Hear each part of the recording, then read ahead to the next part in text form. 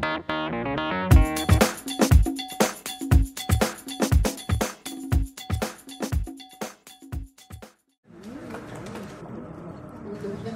Je retrouve toutes d'être là, puisque ça fait plaisir de voir que, on va dire, l'infinité parle, n'est-ce pas?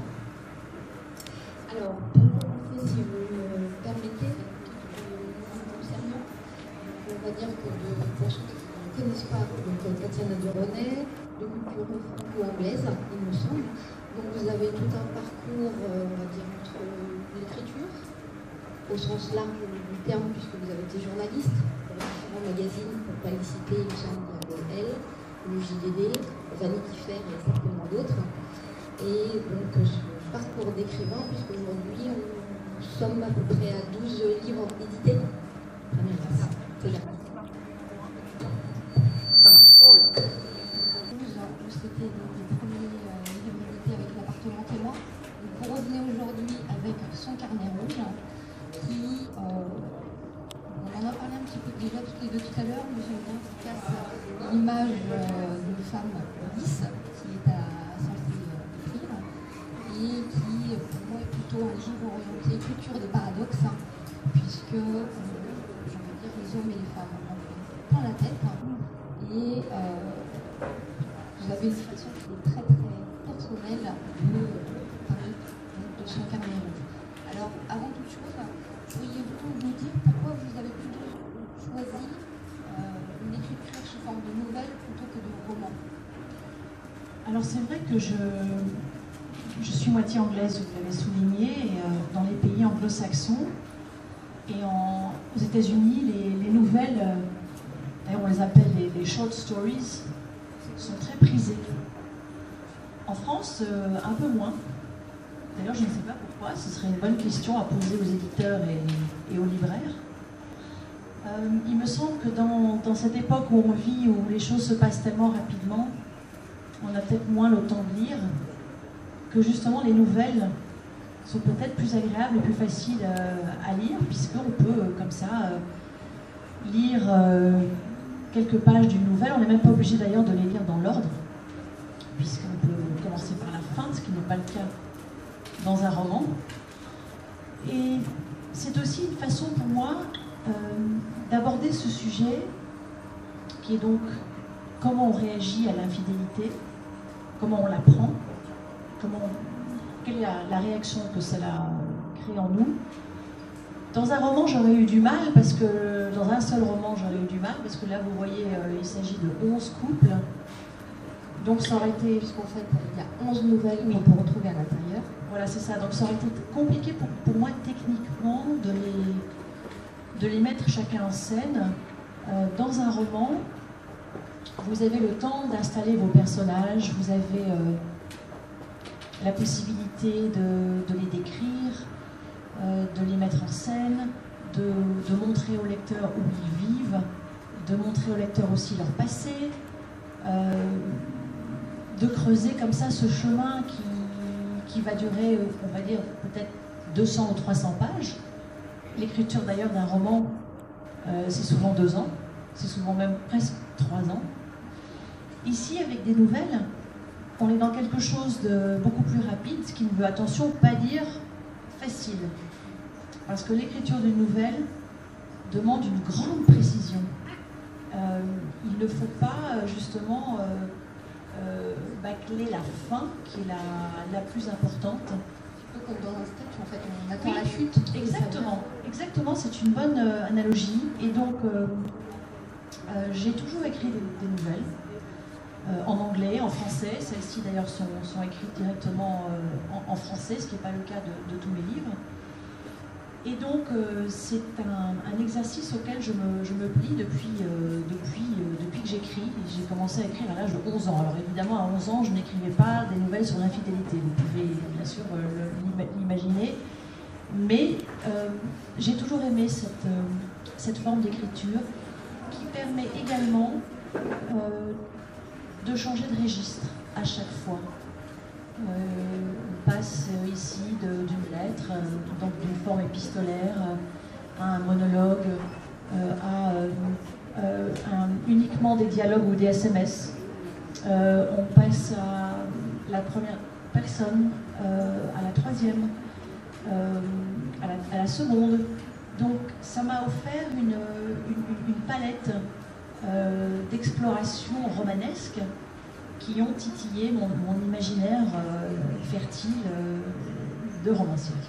Alors, parce que justement, vous en parlez, parmi ces 11 nouvelles, donc au titre de Son carnet rouge, les SMS, La jeune fille au père, le répondeur, le cheveu, la clé USB, le mot de passe, le toki baby, ça c'est très explicite, surtout avec la belle-mère, le bois, Hotel Room, et enfin la brune de la rue Ramey, c'est comme ça. Est-ce qu'un petit peu comme en criminologie, au final, on ne s'intéresse pas au pourquoi, mais au comment, au final, l'infidélité peut arriver, et surtout comment on peut le découvrir? Oui, absolument. C'est vrai que dans cette promotion que je fais maintenant depuis un mois, on me pose des questions assez indiscrètes sur pourquoi j'écris ce livre. Alors j'essaye d'expliquer, toujours avec le sourire bien sûr, que les écrivains ont droit, me semble-t-il, d'explorer toutes sortes d'imaginaires. Hein, on n'est pas obligé d'avoir vécu tout ça pour l'écrire. Heureusement d'ailleurs, parce que je ne sais pas dans quel état je serais si j'avais connu ces 11 histoires. Peut-être au 11e mari d'ailleurs. Mais plus sérieusement, je crois que vraiment j'ai été séduite ici par la possibilité de me laisser aller à l'imagination, de mettre en scène comme des petits clips, vous voyez, des petites vignettes, ces histoires de couple, et de mettre un peu à nu aussi l'intimité de couple. Je vous ai dit tout à l'heure, dans la plupart de mes romans, les protagonistes sont infidèles. Je ne sais pas très bien pourquoi, et je pense qu'un psy aurait sûrement une très bonne idée là-dessus. En tout cas, moi, je ne me pose pas trop de questions sur justement le pourquoi. Ce qui m'intéresse vraiment ici, c'est le comment les choses sont dévoilées, comment est-ce que cette difficile nouvelle de la personne que vous aimez est infidèle, comment vous la prenez. Et ça peut être assez varié, effectivement, ça peut être tout simplement un message à effacer sur un répondeur, ça peut être un SMS, se méfier des portables, hein, c'est assez difficile des portables, ça peut être une messagerie Facebook dont quelqu'un obtient le code, parfois douloureuse. Je me rends compte que ce livre aurait pu être beaucoup plus long. Et donc justement, dans ces 11 nouvelles, à chaque fois, j'ai envie de dire, la tranche d'âge que peuvent avoir les hommes et les femmes, c'est souvent, on va dire, 30 ans en moyenne, dans les couples que vous mettez en avant, que vous présentez. Est-ce qu'il y a une raison particulière ou c'est pour vous une raison... Alors c'est vrai que quand j'ai réfléchi à la mise en scène de chacune de ces petites nouvelles, c'est vrai que je suis partie du premier adultère, parce qu'il m'a semblé que, ou de la première histoire d'infidélité dans un couple, parce qu'il m'a semblé que de raconter l'histoire de quelqu'un qui ferme les yeux éternellement sur les frasques de son conjoint, c'était peut-être... j'aurais pu, ceci dit, c'est vrai. Mais là, je me suis plutôt intéressée à la première fois, parce qu'on dit souvent que c'est la première fois qui est la plus douloureuse, et celle dont on se souvient. Et pour vous faire une petite confidence, puisque nous ne sommes pas trop nombreux ici aujourd'hui, j'ai vécu moi-même dans ma vie de femme un moment comme ça, quand j'ai découvert que le jeune homme que je fréquentais et que j'aimais avait un petit carnet rouge dans lequel il notait, malheureusement pour moi, les noms des femmes avec qui il avait des aventures, et en plus... cet idiot, pour ne pas utiliser un autre nom, mettait des dates et des lieux et des commentaires. Donc je suis tombée sur ce carnet rouge et... D'où le titre d'ailleurs de ce livre. Et je souris maintenant en vous disant ça, parce que le temps a passé, mais j'ai jamais oublié cette douleur de découvrir ça. On a l'impression que son monde s'écroule, on se sent très humilié. Ce sont des moments difficiles dans la vie d'un homme, d'une femme, et donc je crois que la petite graine a été plantée dans ma tête à ce moment-là. Donc je n'ai pas envoyé son carnet rouge à ce monsieur. Je pense qu'il serait peut-être le genre de monsieur à être flatté Et pourtant, dans la façon dont c'est écrit, en même temps, c'est un peu ambigu parce que donc on se trouve face à cette femme qui se plaint d'avoir un mari fidèle, visiblement un mari qui est trop bien. D'ailleurs, vous dites à un moment, peut-être trop con. Bon, il y a trois petits points de suspension. Et c'est après, c'est-à-dire qu'elle a son carnet. Et lui, là aussi, elle découvre un jour son propre carnet, lui. C'est vrai que j'ai complètement changé. On va dire que le point de départ de l'histoire, c'est celle que je viens de vous raconter. Mais dans la nouvelle, j'en ai fait autre chose. Et la jeune femme dans la nouvelle, elle a un positionnement assez provocateur sur l'infidélité, mais elle va, malheureusement pour elle, à la fin de l'histoire, vivre quelques moments un peu cuisants. Ce sont des situations extrêmes. Il faut savoir que l'infidélité touche à l'intimité du couple. L'infidélité fascine parce qu'il s'agit d'amour, de secret, de sexualité. Ce sont aussi des tabous, parfois. Ce sont des choses dont on ne parle pas facilement. Il ne faut pas oublier la souffrance qu'il y a derrière toutes ces histoires. Elles sont pas... C'est pas les histoires toujours très drôles. Mais j'ai voulu quand même terminer ce recueil avec une lueur d'espoir tout de même, pour ne pas plomber ni mes lecteurs, ni ce récit, pour montrer que je pense que dans certains cas, on peut s'en remettre. On peut survivre à ça. Et d'ailleurs, tant mieux, parce que si tout le monde s'effondrait ou vivait un divorce ou une séparation suite à une infidélité, je pense qu'on ne serait peut-être pas très nombreux à toujours être mariés. Donc j'ai voulu quand même montrer que c'est une épreuve, certes, mais qu'on peut se relever de ça et que ça peut aussi donner un nouveau départ à un couple. Alors attention, là encore, je ne veux jamais rentrer dans une généralité. Ce n'est pas du tout un livre qui fait l'apologie de l'adultère. Ce n'est pas du tout non plus un livre qui blâme les personnes infidèles. C'est un livre qui est empreint d'une certaine lucidité. Et je pense aussi, parfois, d'un certain humour, mais qu'on peut seulement avoir avec un certain recul. Je sais que quelques jeunes lecteurs qui sont très amoureux sont absolument épouvantés par ce livre, d'autres qui ont vécu des choses, qui ont peut-être une certaine sagesse de la vie, le reçoivent différemment. J'ai des discussions assez passionnantes avec des couples en ce moment, séparés, ensemble, qui me racontent aussi leur chemin, leurs histoires. Et comme je vous l'ai dit tout à l'heure, ces 11 nouvelles, il n'aurait pu en avoir beaucoup plus. Alors, est-ce qu'on peut dire que finalement, parce qu'on en parlait aussi tout à l'heure, quand on est une femme et qu'on se retrouve pour payer son mari, là on nous traite un petit peu plus de salope, on va dire les termes, excusez-moi. Et quand on est un homme, là ça paraît beaucoup plus chic, voire. Et si vous me permettez, donc je vais vous lire en fait quelques lignes d'une des nouvelles qui s'appelle La clé USB, où je ne vais pas tout vous dévoiler, mais disons que c'est une femme qui arrive, qui rentre chez elle, qui découvre une clé USB sur la table, et sur cette clé USB c'est une vidéo, et là elle tombe de haut, d'ailleurs elle s'assoit bien, et il y a juste ces quelques lignes, c'est marqué: les hommes sont comme ça, ma chérie, disait ma mère, incapables d'être fidèles, ils ont des désirs d'animaux. Les femmes n'ont pas ces instincts-là, elles sont plus modérées, monogames. Un mari qui trompe sa femme, ce n'est pas grave. Une femme qui trompe son mari, si. Elle est considérée comme une femme perdue, alors qu'un homme, c'est dans sa nature, il faut comprendre et accepter. J'ai l'impression là d'avoir une définition de alors vie, ça, mais immuable. Je pense que ça c'est une belle-mère qui parle à sa belle-fille. Je ne suis pas tellement d'accord avec elle. Je pense que les hommes sont loin d'être des bêtes. Dieu merci. Je pense qu'on a tous, hommes et femmes, des moments de faiblesse dans notre vie. Et là, je suis rentrée un peu dans un cliché de ce que certaines personnes peuvent encore penser aujourd'hui. Et là encore, vraiment très sérieusement, je ne suis pas du tout en train de vous faire un livre sociologique sur ce que les gens pensent. de l'infidélité d'un homme vis-à-vis de celle d'une femme.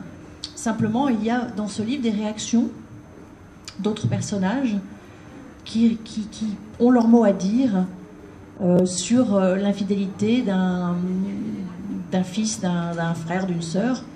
Et donc ça, c'est ce que dit cette dame-là, mais c'est pas mon avis. Non, mais faut pas toujours croire que l'écrivain est d'accord avec chaque ligne de ce qui est écrit. N'oubliez pas aussi que dans chaque histoire, il y a un point de vue très différent. Et ça aussi, c'est une façon pour moi de mettre en lumière ce que des gens peuvent encore dire aujourd'hui, quoique je pense que les choses ont changé. Je pense que le regard sur l'infidélité a évolué. Je ne suis pas en train de vous dire que c'est bien ou mal, mais récemment, j'ai fait une émission de radio et on m'a appris qu'il y avait des sites internet et des applications pour votre téléphone qui existent aujourd'hui pour vous faire des faux alibis.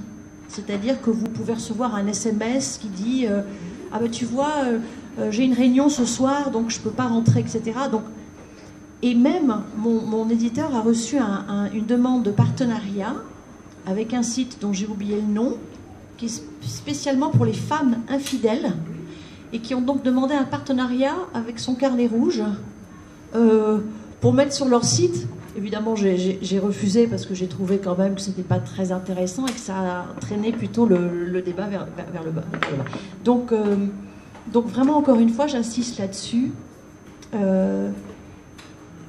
Chaque histoire là-dedans est très différente et j'aimerais qu'on reste avec le côté un peu plus positif de la dernière nouvelle qui montre que oui, les hommes peuvent tromper leurs femmes, oui, les femmes peuvent tromper leur mari, ça arrive, c'est la vie, mais on peut aussi s'en remettre. La brune de la rue... oui. J'ai toujours du mal à le dire. Voilà. Exactement. Oui, parce que, alors, est-ce qu'on peut en parler un petit peu parce que, oui, en même temps, on peut en parler, mais c'est très difficile de parler des nouvelles parce que je vais vous les dévoiler, donc je trouve ça dommage de gâcher l'histoire. Tout ce que je peux vous dire, c'est que c'est une jeune femme qui est persuadée que son mari la trompe. Elle-même l'a trompé et il en a beaucoup souffert. Et donc elle est persuadée qu'il est en train de vivre une histoire à son tour. Elle en a très peur. Et, avec ABG. Et elle va le suivre. Et donc elle va faire une découverte assez étonnante. Et donc j'ai voulu montrer que parfois on peut se tromper dans le sens, attention là, je ne parle pas d'infidélité, se tromper sur quelqu'un, c'est-à-dire avoir une autre idée, être tellement persuadé d'attendre quelque chose de quelqu'un qui n'est pas du tout ça. J'ai voulu montrer ça. D'ailleurs, tout à l'heure, vous me racontiez une anecdote entre un maire et quelqu'un dans un petit patelin.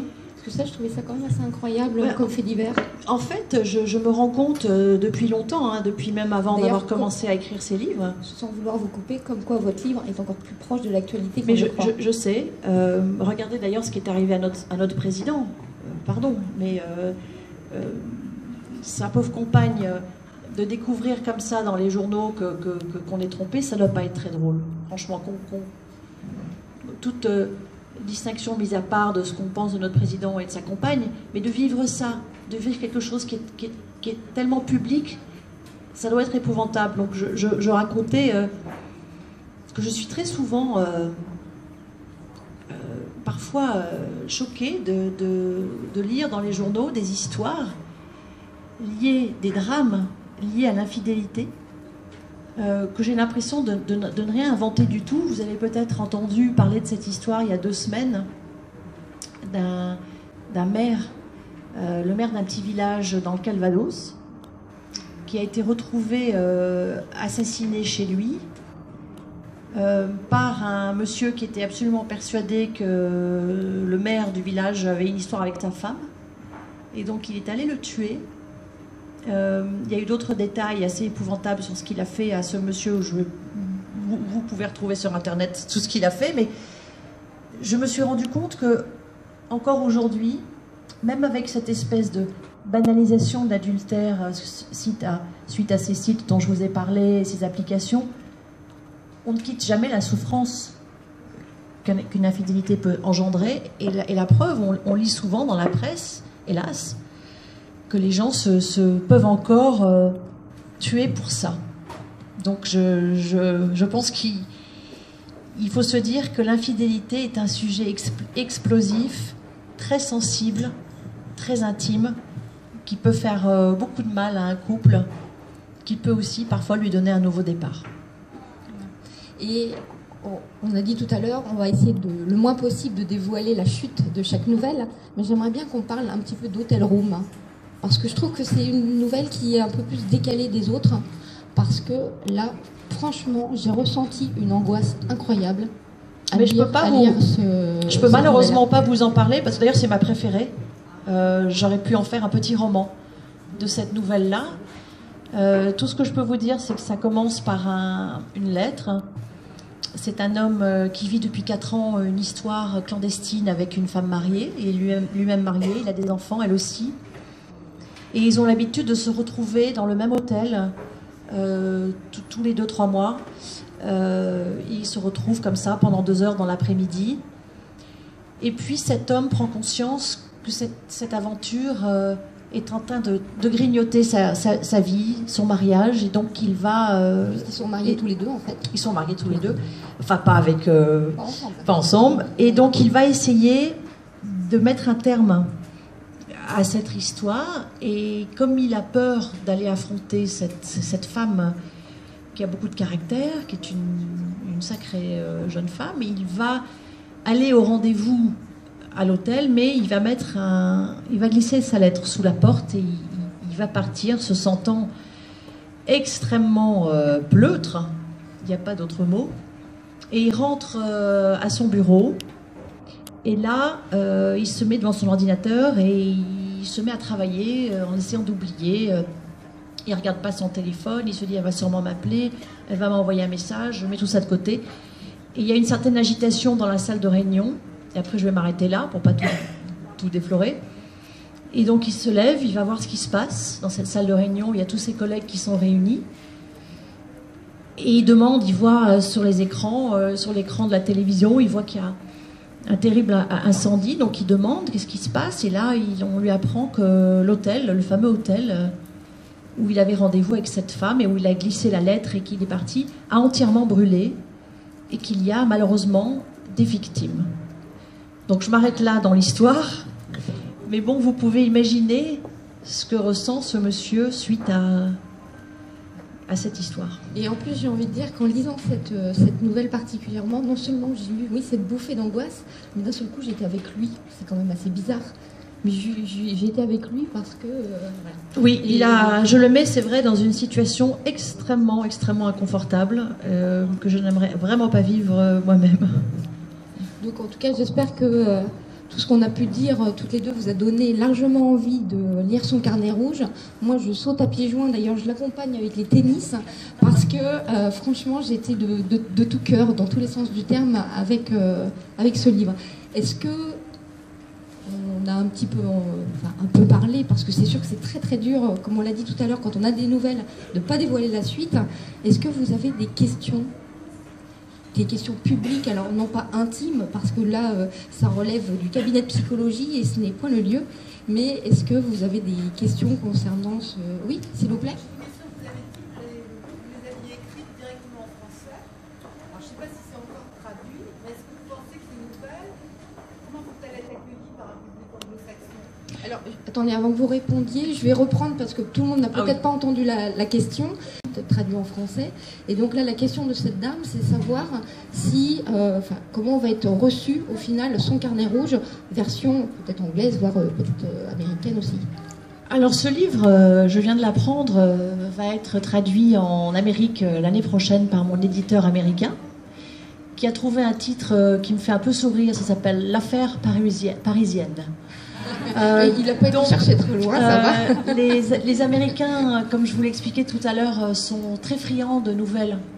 C'est un genre littéraire là-bas qui est très respecté. Et donc je suis très curieuse de voir à quoi va ressembler la traduction anglaise. C'est pas moi qui vais la faire puisque je me traduis pas moi-même ni en anglais ni en français. J'ai beau expliquer ça à mes lecteurs, c'est pas parce qu'on est parfaitement bilingue qu'on est un beau traducteur. Donc je vous raconterai ça quand j'aurai fait la promotion de ce livre l'année prochaine en Amérique. Mais en tout cas, il a une carrière américaine qui s'ouvre devant lui. Voilà. Et à mon avis, ça fera certainement tomber les États-Unis parce qu'ils sont quand même assez réputés justement pour de nombreuses polémiques concernant l'infidélité. Ah donc oui, là, à mon avis, c'est un sujet qui les fascine aussi beaucoup aux États-Unis. On pense notamment au grand scandale politique qu'il y a pu avoir entre Monica Lewinsky, Bill Clinton. J'ai lu récemment une interview assez touchante de Monica Lewinsky dans un magazine américain très connu qui s'appelle Vanity Fair. Et elle disait que, je crois que ça doit faire au moins 12 ans cette histoire, 15 ans. Elle disait qu'elle portait encore les stigmates de cette histoire, qui la poursuivrait sûrement pour toute sa vie, qu'elle n'avait jamais vraiment pu se remettre de ça. Donc sûrement un deuxième best-seller, après elle s'appelait Sarah. D'ailleurs, vous pouvez nous rappeler le nombre de livres? 2 millions, 3 millions? Je vais demander à mon éditrice, je ne sais pas quels sont les nombres. Je ne suis pas très bonne pour les chiffres. Elle s'appelait Sarah, 9 millions. 9 millions, oh, j'étais très loin du compte, un tiers. Mais c'est pas Elle s'appelait Sarah n'est pas le seul livre qui est paru aux États-Unis. Hein. Il y en a eu d'autres. Je l'ai écrit il y a 10 ans quand même, ce livre. Donc il y en a eu d'autres. À l'encre russe, c'est paru là-bas. Boomerang, Rose. Ont tous eu des carrières américaines et aussi dans d'autres pays européens. Que d'ailleurs on peut retrouver là sur la table si des personnes sont intéressées pour d'autres livres que son carnet rouge, il faut quand même le mentionner. Tout à fait. Une dernière question avant peut-être de passer à une séance de dédicace. D'accord. Est-ce qu'il y a une autre question? Sinon, vous pouvez aussi me poser des questions quand vous viendrez dédicacer, si vous avez des questions un peu intime à me demander ou une remarque, on n'est pas obligé parfois de le dire dans un micro. Je peux comprendre que c'est... Vous l'écrivez directement sur le livre et puis comme ça la réponse sera faite en direct.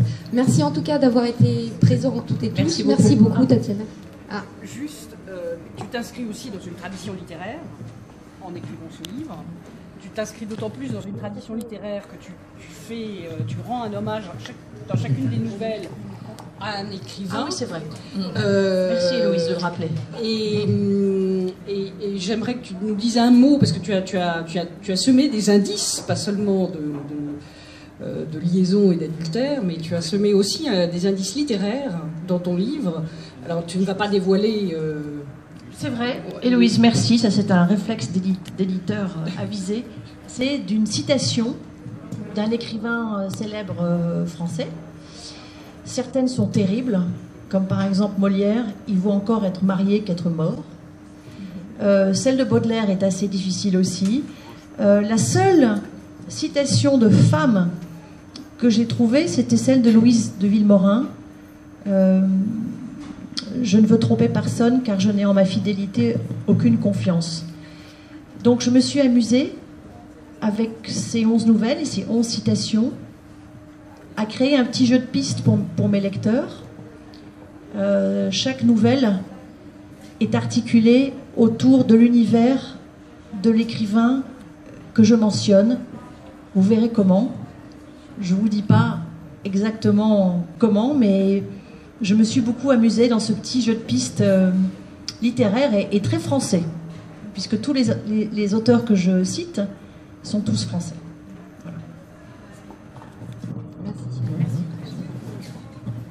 Bien, merci beaucoup Tatiana de cette brillante exposé. Je voulais juste dire deux petites choses. La première, te concernant, nous avons l'extrême chance de tenir le stand de Héloïse d'Ormesson au Salon du Livre de Paris. Et donc on se rencontre tous les ans. Et Tatiana, non seulement on ne se contente pas d'être très accueillante avec son nombreux public, c'est souvent 200 ou 300 personnes qui attendent pour rencontrer Tatiana, mais aussi quand elle est à côté d'un autre auteur, plus jeune. Je pense notamment à un merveilleux livre de Catherine Locandreau que tu avais défendu, plus que ses bouquins, elle incitait les gens qui venaient la voir, elle disait, allez voir la petite dame là aussi, parce qu'elle écrit très bien. Et ça, je trouve ça vraiment très très beau.